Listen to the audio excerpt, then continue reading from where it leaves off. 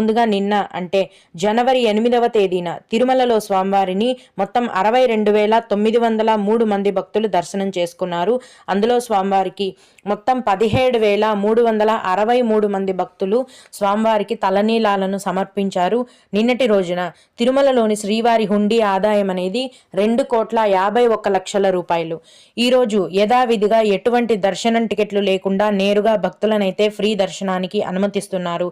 ఈ విధంగా టికెట్స్ లేకుండా నేరుగా వెళ్లే ఫ్రీ దర్శనానికి ప్రస్తుతం దాదాపుగా 10 గంటల సమయం అనేది పడుతోంది. ఇంకా ఎక్కువ కూడా పట్టే అవకాశం ఉందండి.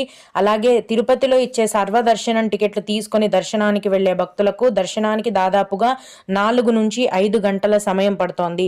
300 రూపాయల దర్శనం టికెట్లు కలిగి ఉన్న భక్తులకు మరియు 500 రూపాయల దర్శనం టికెట్లు కలిగి ఉన్న భక్తులకు దర్శనానికి 3 గంటల సమయం అనేది పడుతోంది. ఈ రోజు సుపదం ఇన్ఫాంట్ దర్శనం మరియు విఐపి దర్శనం ఉన్నాయి.